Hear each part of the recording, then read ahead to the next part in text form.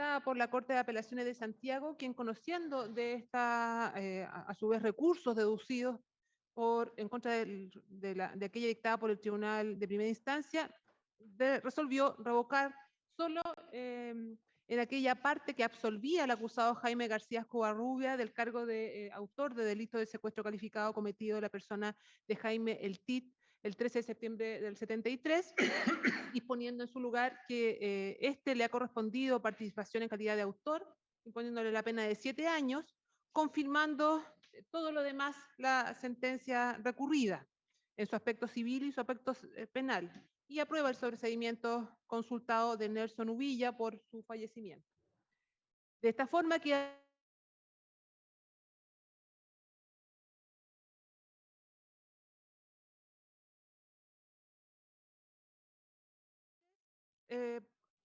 por el delito de secuestro calificado la persona de Jaime El Tit a Oscar Podlet a la pena de 7 años, Orlando Moreno a la pena de 5 años y 1 día, y Raúl Schoner a la pena también de 5 años y 1 día, y como cómplice del mismo delito a Libardo Schwartersky de pena 3 años y 1 día, y a Raúl Quirós y Daniel San Juan también a las penas de 3 años y 1 día. A todos los cómplices se les otorga la libertad vigilada intensiva, y a los autores se le decreta el cumplimiento efectivo de las penas que les fueron impuestas. En cuanto a la acción civil, se acoge las demandas deducidas en contra del Fisco de Chile, regulando el daño moral respecto de la cónyuge sobreviviente del señor El Tit en 100 millones de pesos, y a cada uno de los 4 hermanos en 50 millones de pesos, todo ello más reajuste de intereses conforme a la sentencia. Señoría, también queda firme el hecho establecido en primera instancia, que es el siguiente. Se señala en la sentencia, en el considerando quinto, que el 11 de septiembre del 73, fuerzas de la Armada y de Orden y Seguridad tomaron el control de la ciudad de Temuco, se nombró a un intendente y a un gobernador que eran altos mantos de la institución militar en la ciudad, y el coronel Pablo Iturriaga Marchese, comandante del regimiento de infantería número 8 de Tucapel en Temuco. En esas circunstancias, el procesado, acusado y ahora condenado, abogado Alfonso Podlet Michaud, fue llamado a colaborar con el regimiento Tucapel para apoyar la gestión de la Fiscalía Militar que funcionaba al interior del regimiento, y estaba a cargo del segundo comandante Luis Jofré Soto, que actualmente se encuentra fallecido, y fue a su respecto dispuesto el sobreseimiento definitivo. En atención de lo anterior, entonces, incluso la Fiscalía Militar debió ser reforzada en esa ocasión con funcionarios públicos de otros estamentos, a lo cual el señor Podlet, en representación de la Fiscalía Militar de Temuco, se presentó en la Corte de Apelaciones de Temuco y obtuvo designación de actuarios y relatores para efectos de apoyar la gestión de los detenidos civiles que iban siendo ingresados al regimiento.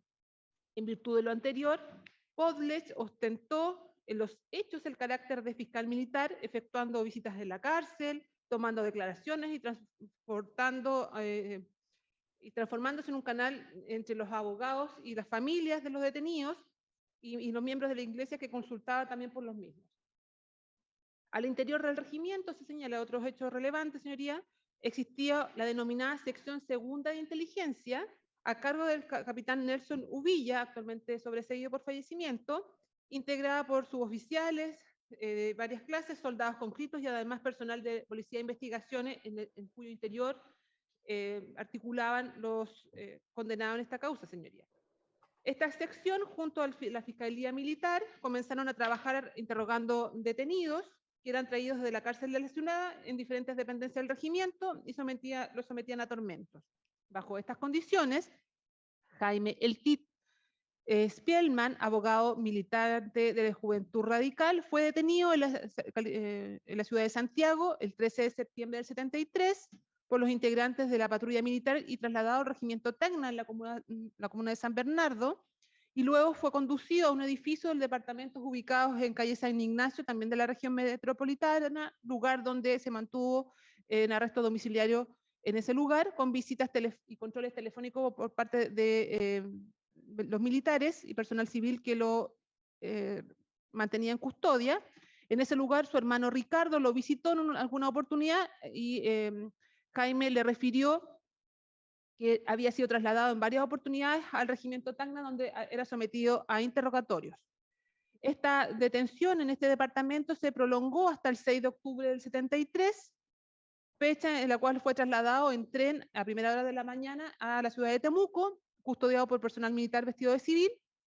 y detenido y sus guardianes arribaron a la ciudad a primeras horas del día 7 de octubre de ese mismo año, siendo trasladado de inmediato al regimiento número 8 Tucapel,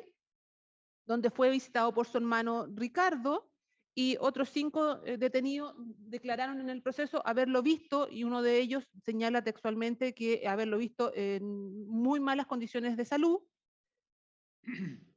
y con signos evidentes de haber sido golpeado. De ese lugar, del interior del regimiento número 8 Tucapel, desapareció 6 días después, el día 13 de octubre del 73, todo rastro de él y de su actual paradero se desconoce sin que el privado de libertad haya tomado contacto con familiares o realizado alguna gestión administrativa ante organismos del Estado, sin registrar entradas o salidas del país, y tampoco conste su defunción real. Estos hechos, a juicio del ministro de Ministerio Extraordinario, fueron calificados como el delito de secuestro calificado del artículo 141, inciso primero y tercero del Código Penal vigente a la época de los hechos, y también fueron calificados como un crimen de lesa humanidad. A los autores, bueno, se condenó en definitiva, en estos hechos le correspondió a Oscar Podlech participación como autor del 15 número 3, lo mismo que a los sentenciados sargento segundo Orlando Moreno Vázquez, sargento segundo Raúl Schoner Frías. En el primero, considerando que facilitó los medios para que se perpetrara el delito, ejecutando en los hechos el cargo de fiscal militar, en cambio que los sargentos segundos Moreno y Schoner eran interrogadores, agentes, si bien aparecían como las funciones de dactilógrafos, cada uno de ellos trabajaron en la sección segunda de inteligencia del regimiento, fueron sindicados como interrogadores y torturadores por algunas de las víctimas, quien los sitúan en el lugar, y entre ellos también se sindican como compañeros de trabajo. Y como cómplices a Daniel San Juan, a Hernán Quirós y Libardo Schwatersky, en calidad de funcionarios de la policía investigadores, que se sitúan en el lugar y declararon haber visto personas en el interior del regimiento siendo torturados o vendados, desnudados o encima de un catre metálico donde se pasaba energía, de manera tal que les atribuye, configura su participación en calidad de cómplices. Señoría, recurría entonces esta decisión ante la Corte de Apelaciones de Santiago, previo informe del fiscal judicial Loreto Gutiérrez, estuvo por confirmar con declaración que también se condenara al señor, al procesado García Covarrubias, porque le correspondía, según los méritos de los antecedentes, también participación en calidad de autor del 15 número 1. Con esos antecedentes, la Corte de Apelaciones de Santiago reafirma lo decidido en ese sentido por el ministro de Ministerio Extraordinario, atribuyendo a Oscar Podlech participación en calidad de autor del 15 número 3, el entendido que fue este sentenciado designado el 11 de septiembre del 73 como asesor jurídico de la Fiscalía Militar en tiempos de guerra. En los hechos asumió el cargo de asesor jurídico y hay 8 testigos, todos los cuales se indican en la sentencia, que han declarado en el lugar de los hechos, que lo declaran como que se vestía de militar, daba instrucciones, era el que ejercía el control y el mando al interior de ese regimiento en la Fiscalía Militar. Además, señoría, hay un acta de pleno de la Corte de Apelaciones de Temuco que da cuenta que se presentó al 17 de septiembre del 73 solicitando apoyo de funcionarios judiciales a la Fiscalía Militar, precisamente con ocasión del mayor número de detenidos que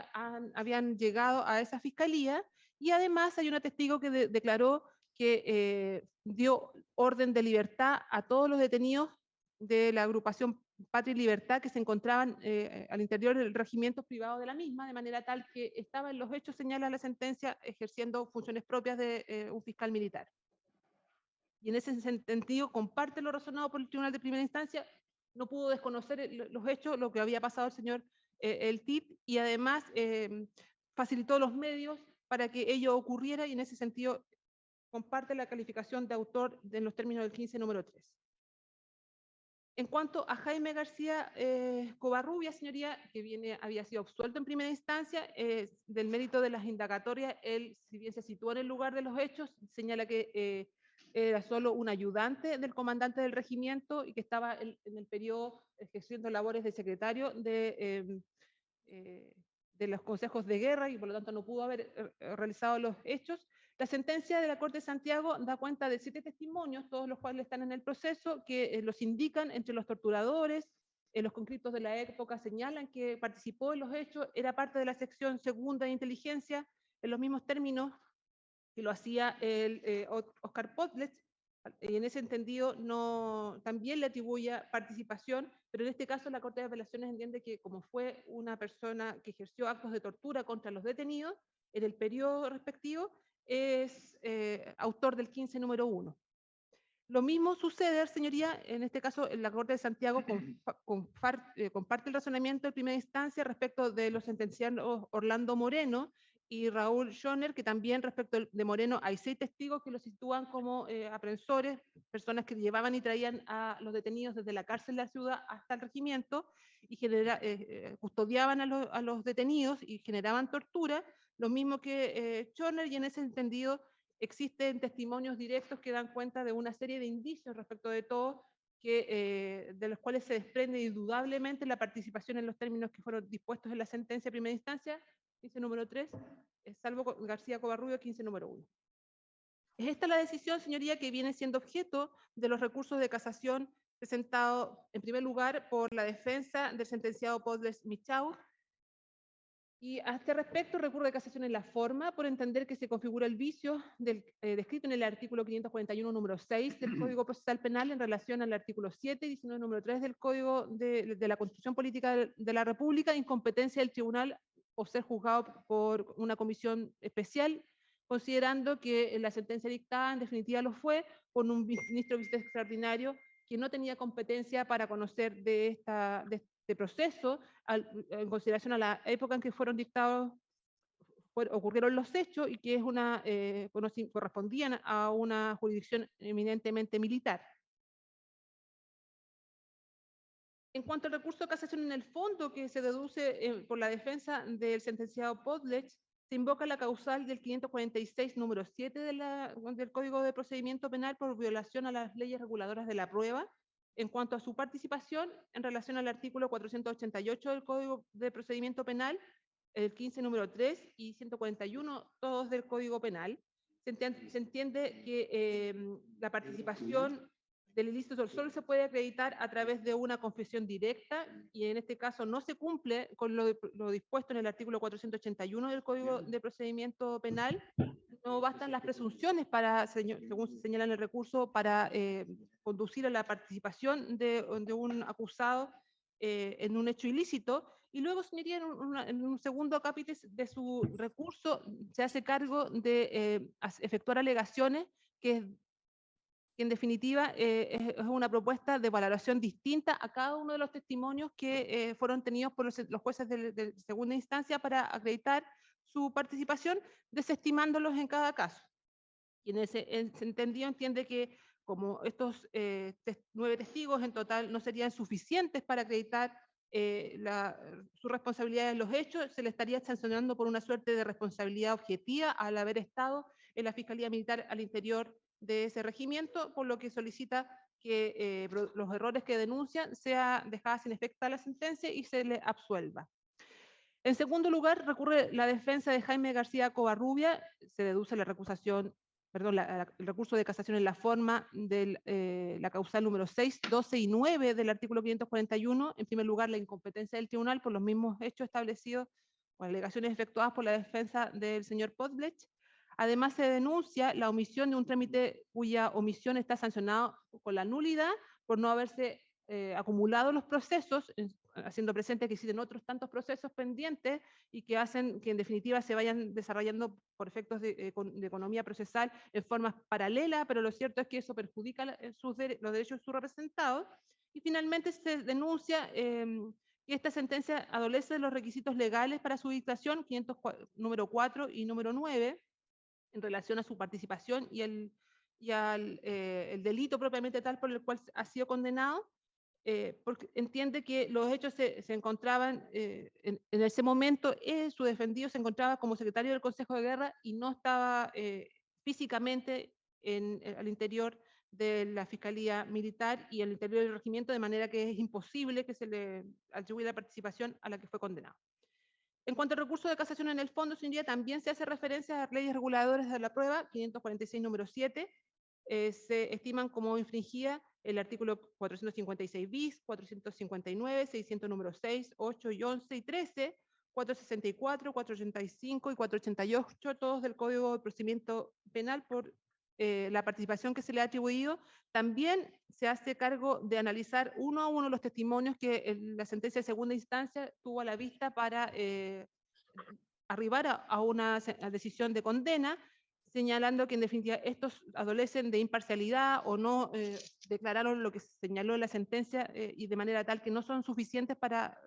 establecer su participación culpable. Una segunda causal de casación en el fondo, señoría, se invoca la 546 número 1 del Código de Procedimiento Penal, al haberse impuesto una pena mayor a la que establecía la ley por precisamente infracción al artículo 160 y 164 del Código Orgánico Tribunal en relación al 9 del Código de Procedimiento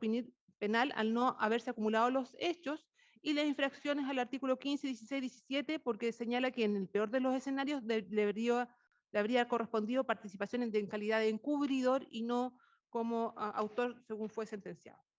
Finalmente, señoría, la defensa de los sentenciados Orlando Moreno Vázquez y Raúl Schoner deducen recurso de casación en el fondo en virtud de la causal del número 7 del 546 del Código de Procedimiento Penal, porque existiría infracción a las leyes reguladoras de la prueba en relación al artículo 546 bis, 488 y 15 y 141 del Código Penal, porque se señala que solo se acreditó que sus representados prestaban servicios al lado de la segunda comandancia del regimiento en la sección de inteligencia, y desde ese hecho se presume un conocimiento y en ningún caso se encuentran situados o hicieron uso los sentenciadores de segunda instancia para afianzar la participación como o alguna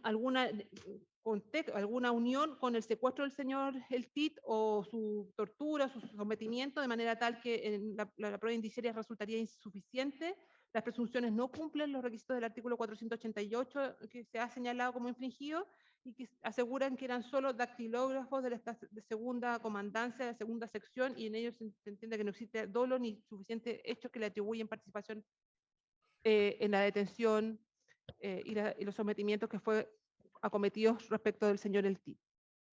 Y esos son los antecedentes de la vista de la causa. Bien. ¿Una consulta, la señora relatora?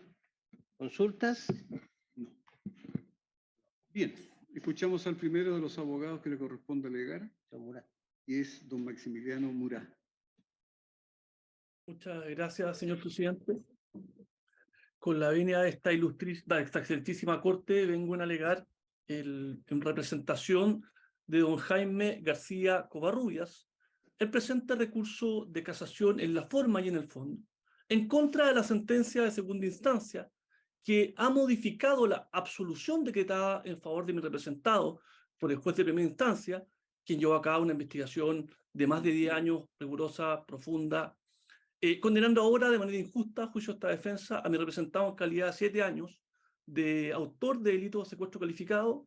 lo que a juicio de esta defensa no se encontraría ajustado a derecho, no se encuentra ajustado a lo que dispone específicamente la ley penal en este respecto,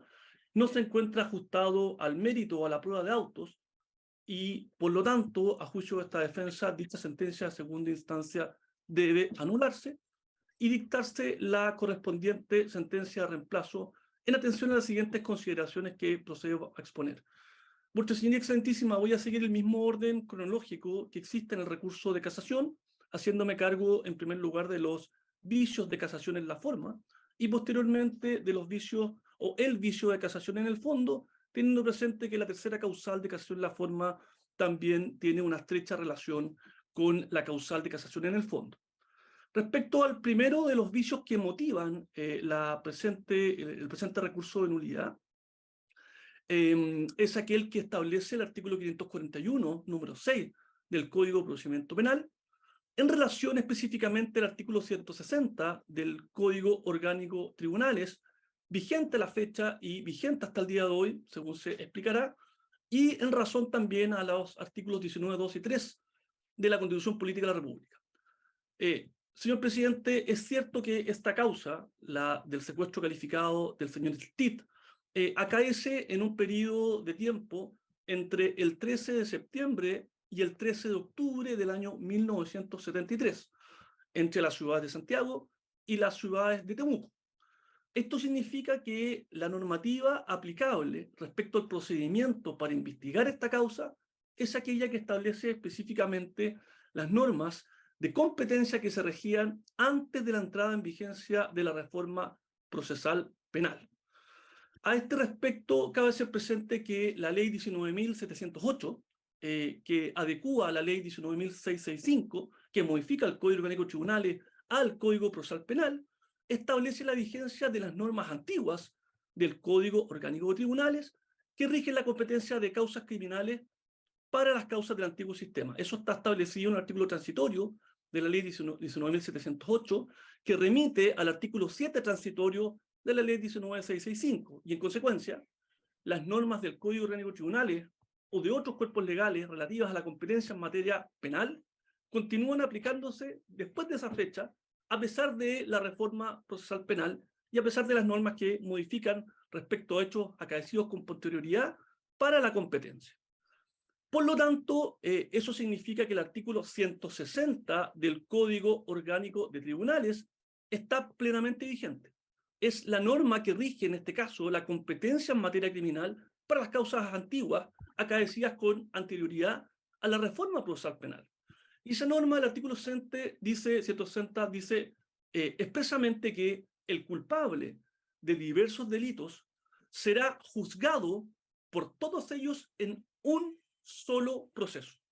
para lo cual se acumularán las causas iniciadas o por iniciarse en su contra. Y las personas que en ellas figuren, dice el mismo artículo, como reos, quedarán sometidas a la jurisdicción del tribunal a quien corresponde conocer en los procesos acumulados. Esa es la norma del 160 que esta defensa reclama incumplida y por lo tanto solicita que se dé curso y lugar a la aplicación de ella. De hecho, esta misma norma es reforzada por la del artículo 164 del Código Orgánico de Tribunales, que también regía la materia en la época, en donde señala que en el caso de delitos conexos sujetos al fuero, será juez competente para conocer de todos ellos en un solo proceso. Y luego establece las 4 hipótesis para determinar cuál será entonces el tribunal o juez competente que juzgue los diversos causas que tenga una persona en un solo proceso. Por lo tanto, en virtud de estas normas, atendida a la situación especial de mi representado, en que a la fecha de hoy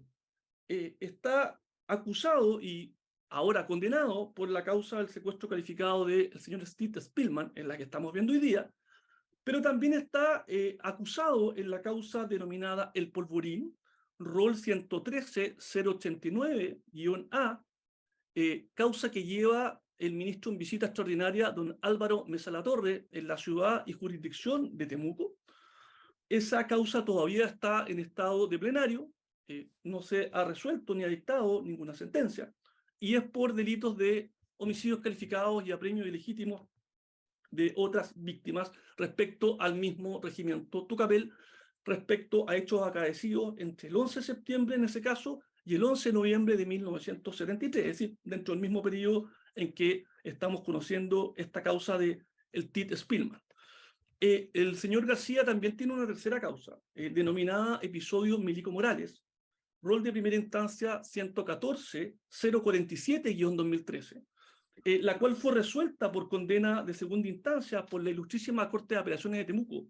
en causa rol 161-2021, en donde la Corte de Apelaciones de Temuco absuelve a mi representado de todos los cargos, y en particular del homicidio calificado del Milico Morales. Esa causa hoy día está con recursos de casación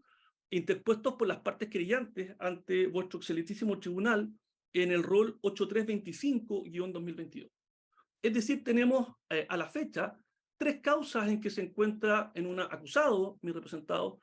en otra absuelto mi representado y en otra condenado con la vista del presente recurso de casación. Y estas 3 causas se debieron haber acumulado en una sola.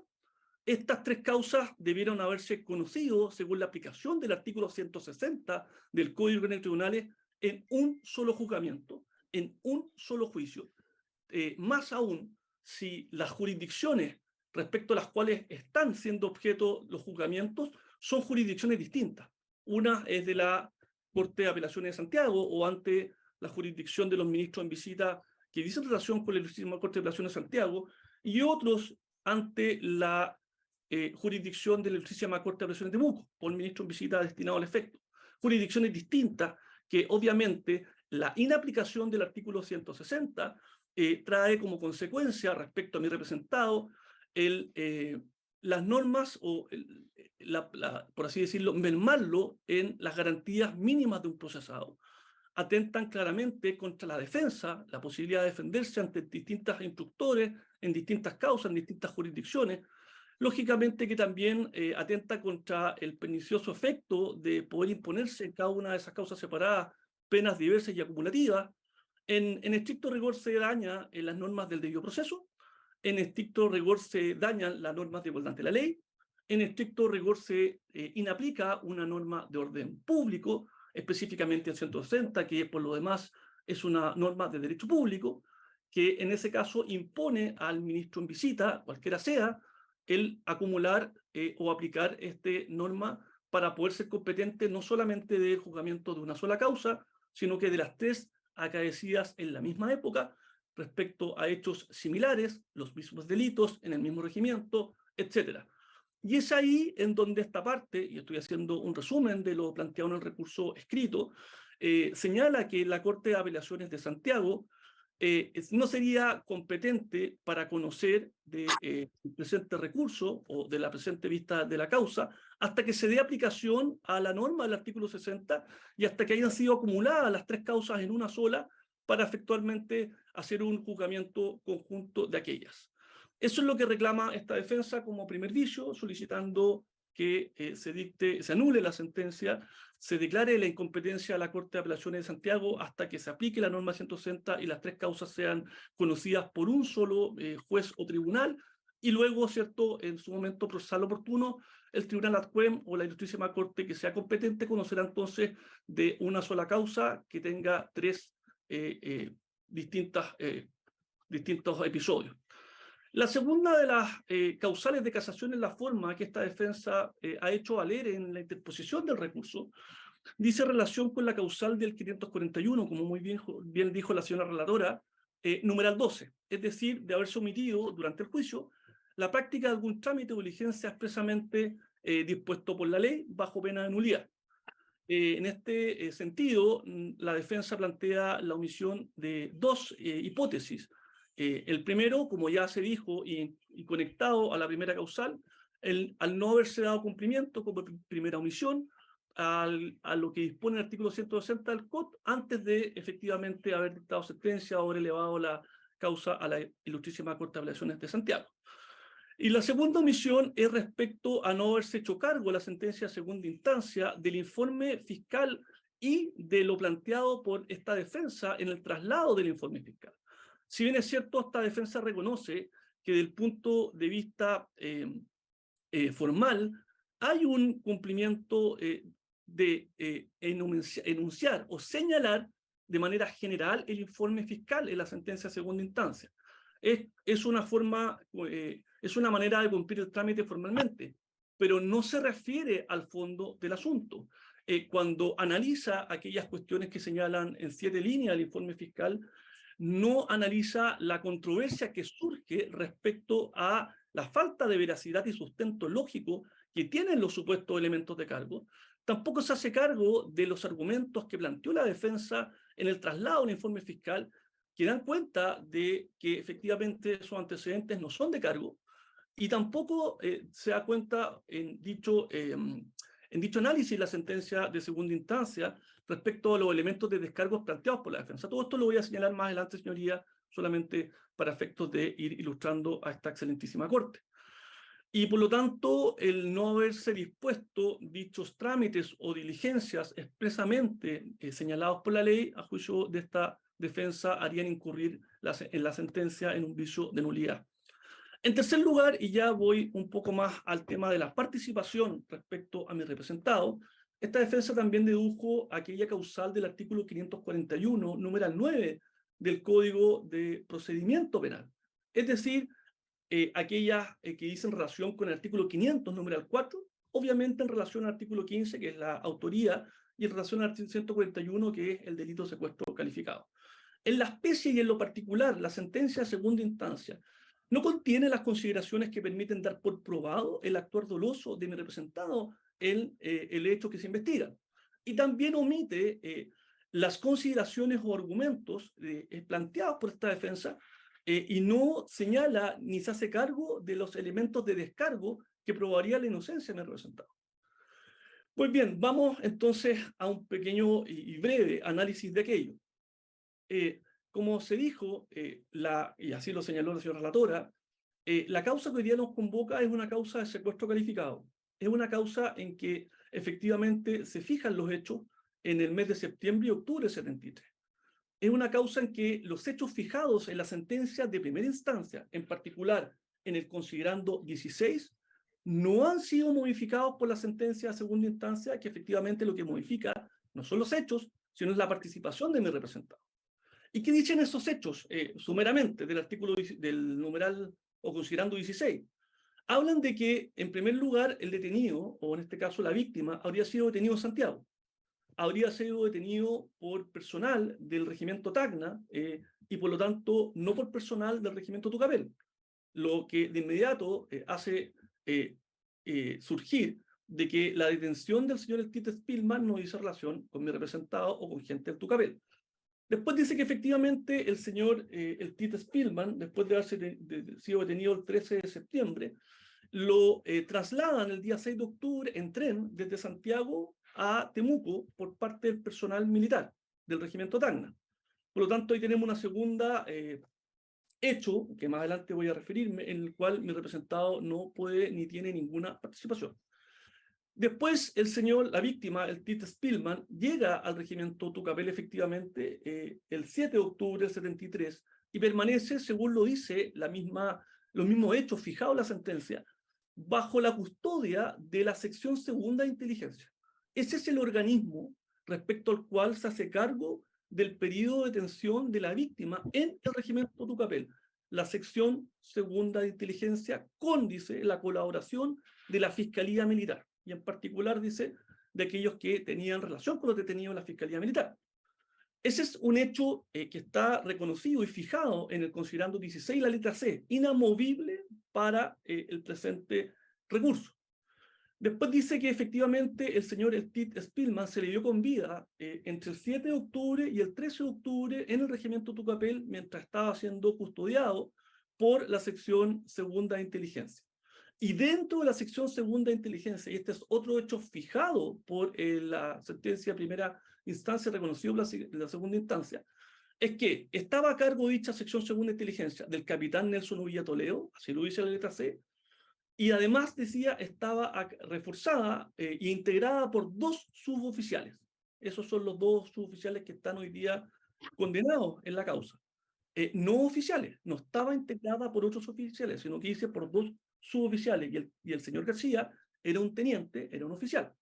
Después dice que estaba también reforzada por clases y soldados conscriptos y personal de la PDI. Aquí tampoco calza con el señor Jaime García, porque él no era un soldado conscripto, no estaba tampoco en la PDI, sino que era un teniente. Y por lo tanto, cuando se fija la integración de la sección segunda de inteligencia, se fija en Trubilla, Schener, Moreno, los soldados clase y la gente de la PDI que hoy día viene condenada a una pena de libertad vigilada. Pero no fija como uno de los miembros de la sección segunda de inteligencia a Jaime García Covarrubia. Y eso es un hecho que está en la causa y que no se hizo cargo el sentenciador de segunda instancia, quien debió haber al menos modificado este hecho para poder establecer algún tipo de participación en mi representado si pensaba que este era parte de la sección segunda de inteligencia. Después de eso, tenemos que a partir de considerando 17, 18 y 19 de la sentencia segunda instancia, se revoca la absolución de mi representado y se señalan los posibles elementos de cargo y se señalan, ¿cierto?, las posibles premisas que sirven para aprobar supuestamente su participación. Y es acá donde se configuran todos los vicios de falta de fundamento. Vamos a ver cada uno de ellos. Mi representado declara a fojas considerando 32 de la sentencia de primera instancia, desconoce absolutamente participación en los hechos. Señala que él era un ayudante del regimiento, luego señala que a partir de los primeros días de octubre comienza a trabajar como secretario de los consejos de guerra, y así está acreditado en los autos, y por tanto deja de lado la función de ayudante por cumplir las funciones de, en este caso en particular, secretario de los consejos de guerra, que por cierto eran consejos de guerra que hizo en relación con gente que estaba detenida por porte ilegal de armas. No hizo relación con los detenidos que tenían causas políticas y que fueron secuestrados o fusilados. Eran otro tipo de juicios los que vio en los consejos de guerra. Después, efectivamente, el considerando 17 de la sentencia de segunda instancia, señala que efectivamente fluye, dice, de los antecedentes de auto la responsabilidad de Jaime García como aquel autor, en este caso el 15.1, del secuestro calificado del Tito Spillman. Dice que fluye de los antecedentes reunidos en auto. Vamos a ver cuáles son los antecedentes reunidos en auto. El sentenciador de segunda instancia se refiere en particular a 7 antecedentes. Él dice, hay 7 medios de prueba en el proceso que el ministro sentenciador de primera instancia no ponderó y que a juicio del sentenciador de segunda instancia servirían para acreditar las premisas de la presunción judicial finalmente. ¿Y qué es lo que dicen esos 7 elementos de cargo? El primero son las declaraciones de don Víctor Maturana Burgos, en donde supuestamente se indicaría a mi representado como quienes interrogaban en el regimiento. Y por lo tanto, esa es su premisa, interrogaban en el regimiento. Sin decir fecha, sin decir efectivamente a quiénes, no tiene ninguna relación con la víctima Jaime El Tit. Sin embargo, a pesar de aquello, lo que desconoce, aquí está la omisión de la sentencia de segunda instancia, es que se hizo un careo entre mi representado y el señor Maturana, con fecha 27 de noviembre del año 2003, que consta en la causa del Polvorín 163-069, y que el señor Maturana señala que no ubica a Jaime García y que dice que no podría asegurar responsablemente que la persona con la que se le carea podría estar involucrada en los hechos de tortura en los que se vio envuelto. Resulta que este señor se vio envuelto supuestamente en hechos de tortura, supuestamente habrían torturado a Víctor Maturana, pero el mismo Maturana, que señala que en un comienzo mi representado sería uno de estos interrogadores, después dice que responsablemente no podría asegurar que estuviera involucrado en eso. Es decir, se desdice absolutamente de los hechos, a pesar de que estos hechos no dicen relación con Jaime El Tit. El segundo de los elementos de cargo supuestos es la declaración de Víctor Terán Vázquez, en donde dice que mi representado era uno de los integrantes de la sección segunda, cuestión que está absolutamente ya inamovible por la sentencia de primera y segunda instancia, pero lo dice. Sin embargo, también consta una diligencia de careo entre mi representado y el señor Terán, el 16 de abril de 2015, en donde el señor Terán no reconoce a don Jaime García, señala que lo confundió con otra persona y que finalmente dice no estar seguro si efectivamente él estaba o no estaba en dicha sección segunda de inteligencia. Es decir, nuevamente tenemos un elemento de descargo que no considera sentenciador de segunda instancia y que no lo toma en consideración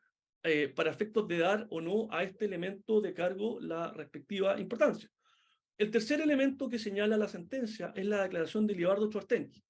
que también decía que don Jaime García conformaba un grupo encargado de interrogatorios. Sin embargo, este mismo deponente declara posteriormente de manera extrajudicial, y de hecho es llamado posteriormente al juicio para que ratifique en el probatorio del plenario su declaración extrajudicial, y la ratifica, y señala efectivamente en esa declaración extrajudicial que no le consta que don Jaime García fuera parte del grupo de interrogadores. Es más, dice que la declaración fue obtenida, la de Chortenki, bajo presión, es decir, que fue presionado a decir eso, y que nunca vio al teniente García o a su hermano en ningún tipo de actividad delictiva, ni menos dice de interrogar a detenidos o que diga en relación con detenidos. Es decir, se retracta extrajudicialmente y judicialmente en el probatorio del plenario ratifica esa retractación, que ya no es un elemento de cargo, y esa retractación y declaración posterior del mismo deponente no está en la sentencia de segunda instancia y no se hace cargo sentenciador de aquello. El cuarto elemento supuesto de cargo es la declaración de Juan Labraña Lurese, que señala que don Jaime García tendría participación supuestamente, indicando que participaba en el gimnasio donde estaban los detenidos. ¿Por qué dice? Porque entraban oficiales y funcionarios que cumplían distintas funciones, es decir, entre ellos García. Lo que dice es que Jaime García entraba a un gimnasio junto a otros oficiales donde eran interrogados detenidos. Sin perjuicio de aquello que no tiene nada que ver con Jaime El Tite Stilman, como ninguno de los otros tres elementos de cargo. También este señor declara extrajudicialmente y señala que respecto al teniente Jaime García no formaba parte de ninguna actividad de inteligencia ni se relacionaba con detenidos, ya que su función era ser ayudante del regimiento. Es decir, tenemos de nuevo una retractación por parte del deponente respecto al cual no se hace cargo el sentenciador de segunda instancia y la omite al momento de establecer este elemento como elemento de cargo. El quinto elemento es, o supuesto elemento de cargo, es la declaración de don Héctor Muñoz Garrido, quien señala que el teniente Jaime García, junto a Manuel Vázquez Chaguán, que por cierto no está en esta causa, se movilizaban de noche con detenidos de la unidad. Es decir, aquí tenemos otro elemento que primero no tiene nada que ver con el Tite Stilman, no tiene fecha, ni tiene tampoco otro tipo de circunstancia, y no tiene nada que ver con la víctima. Por lo tanto, no vemos cómo que algún día pudo haber estado en una patrulla con otra persona y supuestamente con otro detenido que pudo haber sido por toque de queda y no por detención política, porque no lo señala, pueda servir como elemento de cargo. Finalmente, el sexto elemento de cargo es la declaración de don Germán Carrasco Paul. En él dice que supuestamente habría sido apremiado o torturado por el señor García. Pero lo más curioso de esto es que en la declaración del 29 de mayo de 2017, en esta causa, cuando declara efectivamente las detenciones y las personas que fueron torturadas en el regimiento Tucapel, jamás menciona a Jaime García como una de las personas que participó en alguna tortura. Y es más, el señor Carrasco Paul tuvo un juicio de derechos humanos en el cual buscaba la responsabilidad penal de las personas que habían practicado los tormentos en su caso. Esa es la causa 113.051, también conocida por un ministro de visita extraordinario en la jurisdicción de Temuco. Y en esa causa, en las torturas del mismo Carrasco Paul, no se determinó la responsabilidad penal de Jaime García Covarrubia en respecto a sus torturas. Es decir, en su propia causa, él no pudo probar que Jaime García u otro de los que están en esta causa habría sido uno de los torturadores en el regimiento o en su propio caso. Finalmente, el séptimo presunto elemento de cargo es la declaración de Manuel Fernández Carranza. Él declara también el 29 de diciembre de 2008, esto es un copiar y pegar de la causa del polvorín, allá se agregan esas declaraciones del señor Fernández, por tanto no son prestadas en esta causa de manera voluntaria. Y en dicho elemento de cargo solamente señala que don Jaime García habría tenido alguna relación con la sección segunda, pero no tiene ninguna relación con Jaime el Tite Stilman, no tiene ninguna forma de acreditar lo que dice respecto a esta supuesta participación, y lógicamente no es un testigo de cargo porque son declaraciones que fueron acompañadas, pero el deponente no declaró bajo juez que instruyó esta causa, ni bajo el secretario o actuario instructor de la presente causa. Declaró en la causa el polvorín, que es otra causa que es una de las que tiene Jaime García. Finalmente, y con esto voy cerrando la primera parte, la segunda parte va a ser mucho más rápida porque es relación con estos mismos aspectos. Esta defensa acompañó una serie de antecedentes y también señaló una serie de elementos de prueba que daban cuenta que Jaime García, al momento de acaecer los hechos entre el 6 de octubre y el 13 de octubre del año 1973, estaba haciendo otras funciones distintas a poder ser el ayudante o trabajar supuestamente en esta sección segunda de inteligencia, que finalmente, como hecho inamovible, no es parte del tal. Y estos elementos de descargo que fueron acompañados por la defensa no fueron tenidos en consideración, ni siquiera hubo una palabra respecto a estos elementos de descargo y que claramente acreditaban la inocencia de Jaime García. Lo primero es la declaración judicial de Adrián González Maldonado. Él era un oficial tercero del juzgado del crimen de Temuco. Es una persona que trabaja en el Poder Judicial en la época, que declaró a Fojas 1282. y que dijo que fue enviado por la Ilustrísima Corte de Apelaciones de Temuco a la Fiscalía Militar en el regimiento Tucapel. Ahí dice que estuvo como jefe el mayor Luis Jofre Soto y que Jaime García era uno de los secretarios de los consejos de guerra. Lo sitúa en ese tiempo como secretario administrativo, en tarea administrativa, el secretario el que tiene que llevar todo el juicio, la papelería. No le voy a decir a ustedes, vuestra señora excelentísima, qué hace un secretario en un juicio o en un consejo de guerra. También consta la declaración del señor Podlet, que reconoce que efectivamente el teniente Jaime García estaba trabajando como secretario de los consejos de guerra y no como secretario de la Fiscalía Militar. Esto es muy importante. El señor Podlet trabajaba en la Fiscalía Militar y él, que conocía la Fiscalía Militar y tenía conocimiento de lo que podía pasar ahí, señala expresamente que es distinto ser el secretario de la Fiscalía Militar, que en sí puede tener alguna vinculación con detenidos, que el secretario de los consejos de guerra, que tenía relación con la función jurisdiccional que podía hacer esa justicia militar respecto a detenidos, más no respecto a aquellos que están siendo juzgados en causa de derechos humanos. Esa declaración del señor Podlet, que rola las hojas 1359, 2339, es vital para la defensa, porque separa y nos permite, ¿cierto?, aclarar la diferencia entre el secretario de la Fiscalía Militar, que pudo haber tenido algún tipo de participación, y el secretario del Consejo de Guerra. Después tenemos la sentencia de fecha 16 de octubre, esta la acompañamos, esta defensa, y en esa sentencia de fecha 16 de octubre se señala que la tramitación de todo el procedimiento y Consejo de Guerra fue firmado y autorizado por el secretario, en este caso del Consejo de Guerra, el señor Jaime García Covarrubias. También tenemos el fallo del Consejo de Guerra de fecha también 16 de octubre,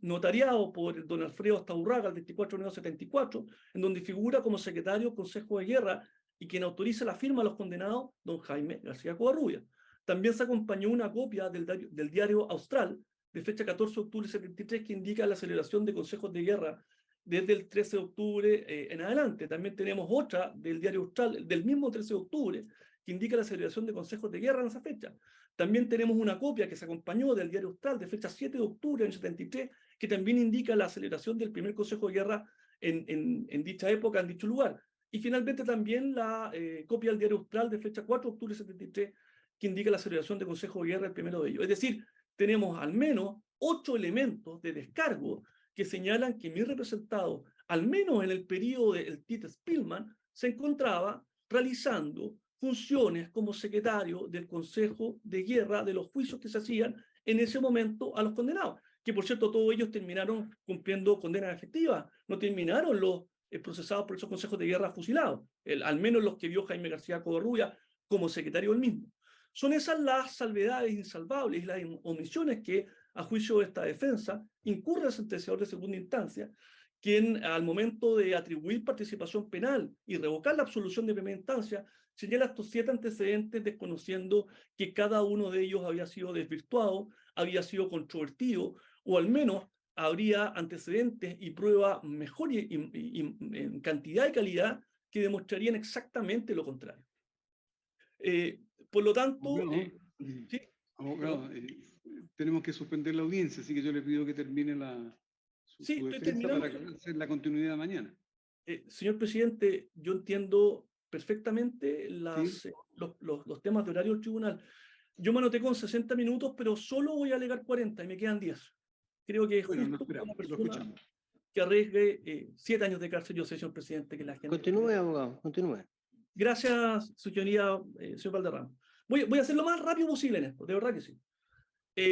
Por lo tanto, esta defensa solicita como tercer vicio recurso de ocasión la forma que se anule la sentencia por falta de consideraciones respecto a los medios de prueba para acreditar la responsabilidad y falta de consideraciones respecto a los medios de prueba que se presentó por esta defensa para, ¿cierto?, acreditar la inocencia. Ahora vamos al final de este alegato que dice relación con el recurso de casación en el fondo. Básicamente es la hipótesis del 546 numeral 7, la vulneración de normas regulatorias de la prueba,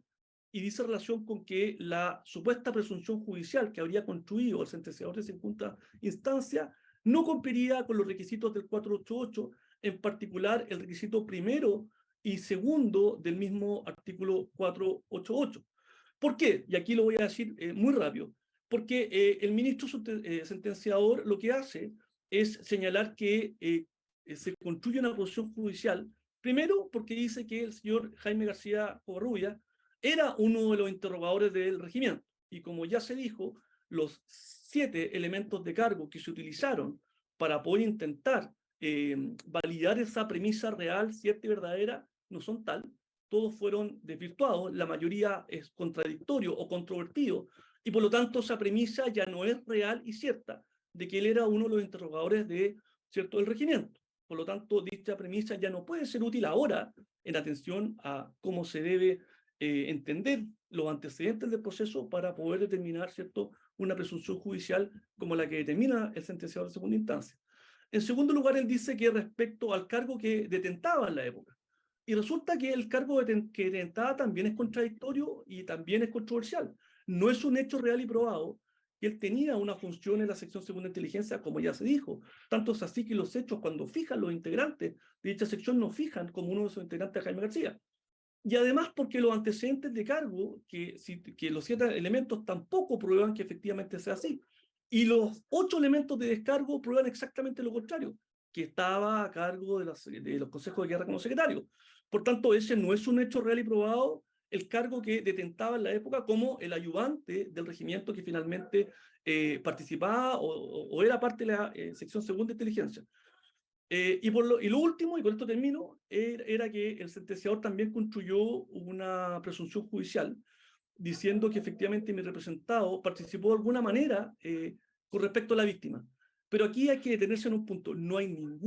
pero ningún antecedente de un testigo o un documento que diga o haya visto a Jaime García Covarrubias tener alguna vinculación con Jaime el Tite Spillman. Ninguno. Por tanto, acá la sentencia, la premisa respecto a cual se construye la presunción del 488 es absolutamente deficiente, no tiene ninguna, pero absolutamente ninguna prueba o probanza que permita sostener lo contrario. Eso es lo que se reclama, y ahora termino, por parte de esta defensa, en que analizado las premisas que sirvieron como hechos base para acreditar la presión judicial, ninguna de ellas es real, ninguna de ellas está probada, y ninguna de ellas, ¿cierto?, permite por sí misma o junto a otra al construir alguna presunción de responsabilidad penal a su respecto. Es por estas razones, señoría excelentísima, que tenemos un caso distinto en general a los casos que vemos en causa de derechos humanos. ¿Por qué? Porque tenemos una sentencia de primera instancia que absuelve a mi representado por un tribunal que durante muchos años efectivamente realizó una investigación acuciosa, analizando todos los antecedentes, absolutamente todos los que ahora, no solamente en este proceso, sino que también los que fueron traídos a este proceso y que vienen de la causa del Polvorín y que son utilizados finalmente por el sentenciador de segunda instancia.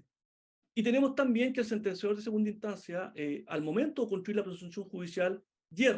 incumple los requisitos del 488, numeral 1 y 2, solamente respecto a la multiplicidad en el 2 y respecto a los hechos reales y probados en el 1, y que no permiten entonces arribar alguna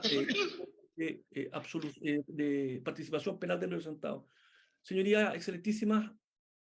no por hacer justicia tenemos que condenar a un inocente. Acá no solamente se ha pasado a llevar el debido proceso, no solamente se ha pasado a llevar las normas de competencia criminales, no solamente han sido años en que mi representado ha debido, ¿cierto?, soportar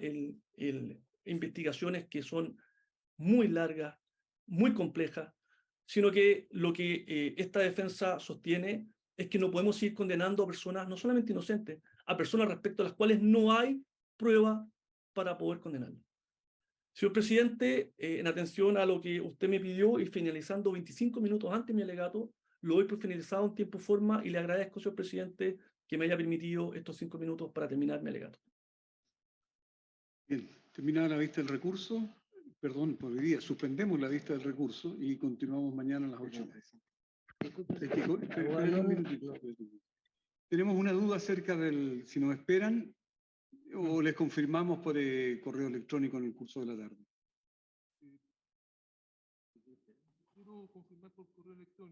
¿Prefiere usted que le confirmemos a todos por correo electrónico? Estamos conectados, sí que eso lo podemos hacer. Eso significa que podría continuar la vista o mañana o el miércoles. O el miércoles. O el miércoles. Pero se lo vamos a confirmar por correo electrónico. ¿Abogada, de acuerdo? Sí, señoría, absolutamente de acuerdo. Señoría excelentísima, Sí, señor Murat. Muy corto, señoría. Lo que pasa es que mañana tengo la vista de un recurso de nulidad en la Corte Penal. Pero sus alegatos terminaron, pues, abogado. Así que no afecta. Estoy pidiendo permiso para incorporarme posteriormente. Eso es todo, señor presidente. Ah, sí, puede entrar cuando le parezca. Gracias. No hay problema. Hasta luego.